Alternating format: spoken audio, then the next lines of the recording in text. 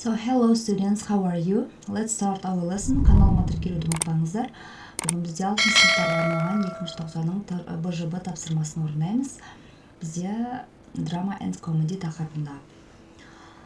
Task 1. Read the text about Shankar's help and then answer yes or no.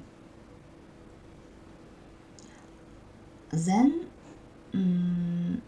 read the text. The first, let's read the text. Help others, бір-біріне көмектесу. Once there was a small boy named Shankar. He belonged to a poor family. One day he saw an old man who was very hungry.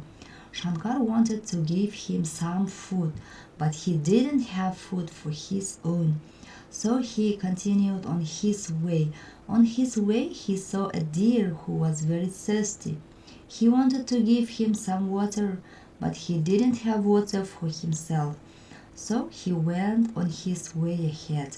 Яғни бұл бір күні бір кішкентай Шанкар есімді бала кедей отбасынан шыққан болған екен. Бір күні ол бір кәрі адамның қарны ашып отырғанын көреді. Сонымен Шанкар оған тамақ алып келмекші болып бара жатқанда оның өзінің тамағы болған жоқ. Сондықтан ол жолын жалғастырып кете берді. Ол өзінің жолында өте шөлдеп тұрған бұғыны көреді. Ол оған су бергісі келді, бірақ өзінің су болған жоқ. Сонымен ары қарай жүріп кете берді.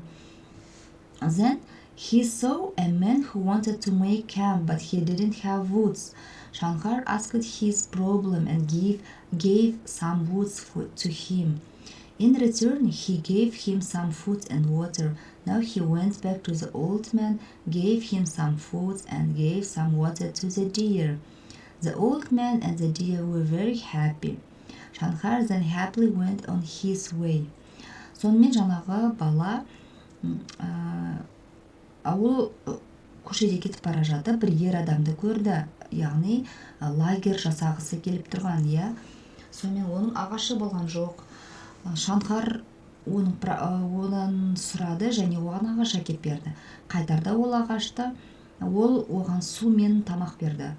Сосын ол келе жатып кәрі кісіге өзінің тамағын берді.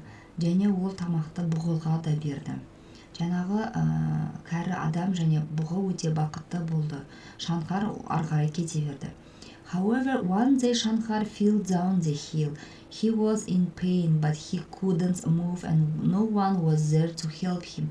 But the old man who had helped before he quickly came and pulled him up the hill. He had many wounds on his legs. The deer whom Shankar had given watered his wounds and went to the forest and brought some herbs. After some time his wounds were covered. They were all happy and were able to help each other. Бір күні Шанкар жаңағы жоғарыға шығып жараланып қалады, Сонымен ол қимылдай алмай қалады. Сонымен ешкім келмеді. Бір кезде жаңағы кәрі кісі оған көмектескен.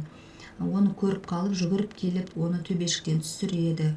Оның қолында, аяғында аяғы жараланады. Жаңағы бұғы оған су береді, жараны таңу үшін, Сонымен орманға кетіп, оған бірнеше шөп алып келеді. Одан кейін жараланған жерін жауып қояды. Сонымен олар бір-біріне осылайша көмектескен екен. Енді сұраққа жауап береміз. The first.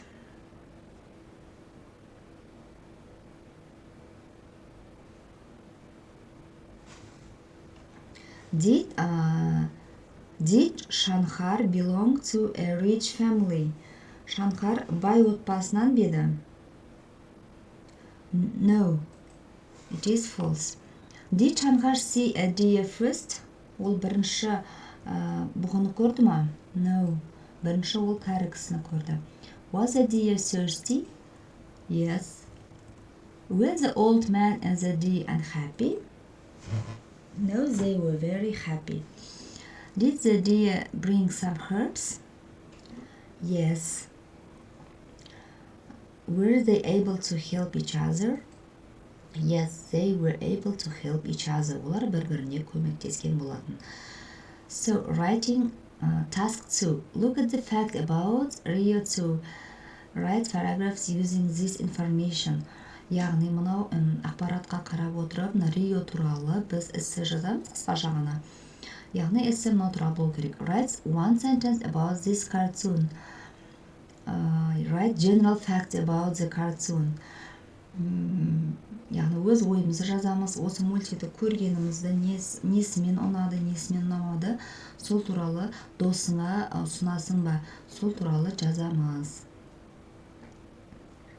Goodbye.